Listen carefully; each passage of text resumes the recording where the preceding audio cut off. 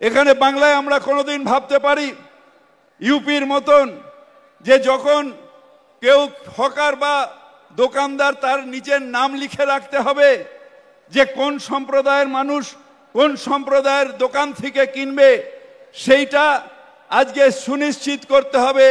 এইভাবে ডবল ইঞ্জিনের সরকার চলছে। আশা করি আপনারা প্রত্যেকেই জানেন যে মুসলিমরা বছরে দুবার করে ঈদ পালন করে। ঈদ, একটা ঈদের নাম হচ্ছে কুরবানি ঈদ, যে কোরবানি ঈদে তারা গরু এবং অন্যান্য কিছুও কেটে খায়। আর একটা ঈদের নাম হচ্ছে রোজার ঈদ। তো এই রোজার ঈদে ওনারা কী করে জানেন তো? রোজার ঈদে ওই সারাদিন রোজা রাখে, যেরকম হিন্দুরা উপোস রাখে সেম টু সেম ওনারাও ওই রকমের উপোস রাখে। আর সন্ধ্যা হলে কি করে, তারা ছোলা আরও অন্যান্য কিছু বা ছোলার সঙ্গে মুড়ি মাখিয়ে তারা খায়, ওটাকে ইফতার বলা হয়। আর এই ইফতার বিভিন্ন জায়গাতে হয়, মসজিদের পাশে হয়, কোনো দরগার পাশেও হতে পারে বা কোনো মাজারের পাশেও হতে পারে। মুসলিমরা তাদের পছন্দ মতো জায়গা তারা ইফতার গিয়ে করে। তো এবার মেন ব্যাপারটা দেখুন, যখন সারাদিন একজন মুসলিম রোজা রেখে তারা সন্ধ্যার সময় গিয়ে ইফতার করে না, তো ধরুন কোনো খুব নাম করা খুব একটা ভালো মসজিদের পাশে কেউ একজন দোকান খুলে ইফতার বিক্রি করছে, আর ইফতারে সে কী বিক্রি করছে, ওইরকম ছোলা টোলা একদম পুরো একদম পারফেক্ট সে ইফতারের মতো করে বিক্রি করছে। এবং মুসলিমরা সেটা দীর্ঘদিন ধরে প্রত্যেকটা বছরে সেই দোকান থেকে কিনে কিনে খাচ্ছে। আর সাপোজ ধরুন ওই দোকানটার নাম হচ্ছে মোহাম্মদী শাহী ইফতার কর্নার। তো সবাই প্রত্যেকটা মুসলিম কি মনে করবে যে এইরকম যে দোকানের নাম, নিশ্চয়ই এই লোকটা মুসলিমই হবে। কেউ কোনোদিন সন্দেহই করেনি, তারা ওই দোকান থেকেই কিনে এতদিন ধরে তারা খেয়ে আসছে। কিন্তু হঠাৎ করে ওই দোকানে একটা স্ক্যানার লাগানো হলো, কিউআর কোড স্ক্যানার। আর ব্যাংকের সঙ্গে সেই কিউআর কোডের তো লিঙ্ক থাকে। তো স্ক্যান করে কেউ একজন মুসলিম দেখলো যে না, আরে এই দোকানের মালিক তো গোবিন্দ পরামানিক। তো যখন এই রকমের নাম দেখবে তখন তারা কি করবে? সেম টু সেম এই রকমেরই ঘটনা ইউপিতে দীর্ঘদিন ধরে চলে আসছে, শুধু ইউপি নয় পুরো দেশ জুড়ে চলছে। ইভেন এরকমের সেম টু সেম ঘটনা আমার সঙ্গেও হয়েছে।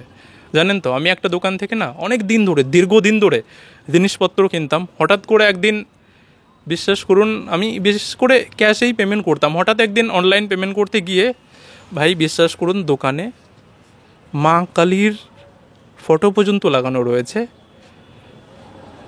কিন্তু নাম মুসলিম। সে আর কি মুসলিম আমি জানতামই না। লজ্জা লজ্জা লজ্জা, দেশের লজ্জা। আর এই রকমের এই ব্যবসা সারা দেশ জুড়ে দীর্ঘদিন ধরে চলে আসছে, কেউ বুঝতেই পারছে না। তো সেই কারণে এবার দেখুন শ্রাবণ মাস চলে এসছে, আর এই মাসে প্রত্যেকেই বলাটা ভুল হবে, যারা আর কি মহাদেবের ভক্ত আছে বা যারা মহাদেবের ভক্ত, যারা আর কি জল ঢালতে যেতে চায়, তারা প্রত্যেকেই এই মাসে তারা জল ঢালতে যায়। তো উত্তরপ্রদেশের এবং উত্তরাখণ্ডের যে মুখ্যমন্ত্রী রয়েছে না, তারা দুজনে ডিসিশন নিয়েছে যে ওই যে জল ঢালতে যারা যাচ্ছে, তারা যে রাস্তা দিয়ে যাচ্ছে সেই রাস্তার আশেপাশে যত দোকান রয়েছে সেই দোকানদারদের নাম সাইনবোর্ডে লাগাতে হবে। কেন লাগাতে হবে একবার আপনি একটা ভিডিও দেখুন, একটা ছোট্ট ভিডিও দেখুন। এরকমের ভিডিও একটা নয়, হাজার হাজার ঘটনা, হাজার আপনারা পেয়ে যাবেন, ইউটিউবেই পেয়ে যাবেন, আপনারা সার্চ করে দেখুন। नाम मेराज अहमद और जूस की दुकान का नाम दिल्ली जूस कॉर्नर। ये तो लेटेस्ट न्यूज है। नाम मोहम्मद दानिश और दुकान का नाम शुद्ध शाकाहारी बिरयानी।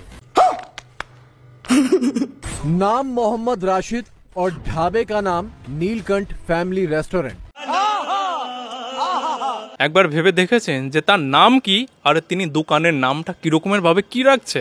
নীলকণ্ঠ, বুঝতে পারছেন? স্বয়ং মহাদেবের নাম হচ্ছে নীলকণ্ঠ, সেই নামে দোকান করে সাইনবোর্ডে বড়ভাবে লিখে দিয়েছে। তাহলে লোকে কি ভাববে একবার ভাবুন। এটা কি লোকেদের সঙ্গে ধোঁকা নয়, 2 নাম্বারই নয়? আপনারাই বলুন। এই রকমের ঘটনা, এই রকমের যদি বাংলাদেশের হিন্দুরা যদি মুসলিমদের নামে যদি এইরকমভাবে দোকান চালায়, তাহলে বাংলাদেশের মুসলিমরা সেটা কি মানবে? পাকিস্তানের মুসলিমরা সেটা কি মানবে? বলুন মানবে? যদি সেটা না মানে তাহলে হিন্দুস্তানের হিন্দুরা কেন মানবে? সঠিক বলেছেন। আরে বাংলাদেশ পাকিস্তানের মুসলিমরা মানা তো অনেক দূরের কথা, বাংলাদেশের এমন অনেক হুজুরদের আমি এমন অনেক ভিডিও দেখাতে পারি যারা ওপেনলি বলছে যে আমরা হিন্দুদের দোকান থেকে কোনো কিছু কিনবো না। সভাতে বসে বলছে, এজলাসে বসে বলছে, জনগণের সামনে বলছে চুল কাটবো না আমরা হিন্দুদের দোকান থেকে, এখন থেকে আমরা মিষ্টিগুলো হিন্দুদের দোকান থেকে ক্রয় করব না। মুসলিম দোকান থেকে আপনি দেখে ক্রয় করতে পারলে করবেন, অন্যথায় নিজের বাসায় মিষ্টি তৈরি করে আপনি খাবেন। এরকমের অনেক হুজুররা রয়েছে যারা ওপেনলি এসে এইরকমভাবে হিন্দুদের বিরুদ্ধে বলে।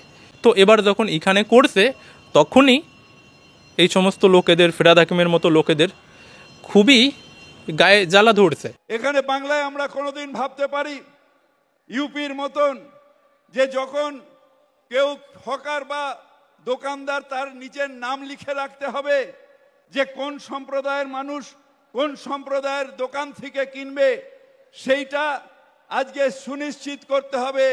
এইভাবে ডবল ইঞ্জিনের সরকার চলছে, অর্থাৎ মানুষের মধ্যে ভেদাভেদ সৃষ্টি করার।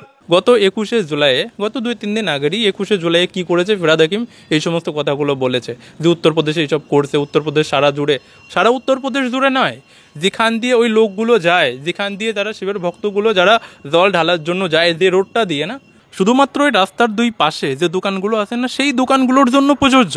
আর সারা বছরের জন্য নয়, এটাও ভালো করে শুনে রাখুন, শুধুমাত্র এই শ্রাবণ মাসটার জন্য। আর তার জন্য এই বাংলাতে কীরকমের রাজনীতি শুরু হয়ে গেছে যে উত্তরপ্রদেশে এইরকমভাবে হিন্দু মুসলিমদের মধ্যে ভাগাভাগি করছে, এটা করছে সেটা করছে, যে ডবল ইঞ্জিনের সরকার, এটা সেটা কত কি। ফিরহাদ হাকিমই শুধু নয়, শুধু ফিরহাদ হাকিম এই সমস্ত কথা বলছে না, আমাদের মমতা ব্যানার্জি, আমাদের রাজ্যের মুখ্যমন্ত্রী, তিনি পর্যন্ত এই কথাটা বলছে।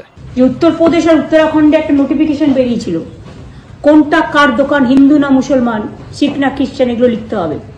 তার কারণ কে কি বিক্রি করছে তার নামগুলো জানলে ওরা গিয়ে তাদের উপরে আবার অত্যাচার করবে, সন্ত্রাস করবে। লোকে কখনো এইভাবে আইনত একজন আরেকজনকে বঞ্চিত করতে পারে না। আর এই সমস্ত বিষয় নিয়ে আজকের এই ভিডিওটা বেশি বড় বানাবো না, কালকে একটা ভিডিও আসবে আমার মিস্টার প্লাবন চ্যানেলে। ওই চ্যানেলে না আরও অনেক বিষয় নিয়ে অনেক প্রুফ আপনাদের সামনে না তুলে ধরবো, দেখবেন এই সমস্ত লোকেদের মুখ না বন্ধ হয়ে যাবে। আর দেখুন, এই চ্যানেলের একটা ভিডিও আমি পাশে আপনাদেরকে দিলাম, এই ভিডিওতে ক্লিক করুন, ওই চ্যানেলে পৌঁছে যাবেন, গিয়ে সাবস্ক্রাইবটা করে রাখুন।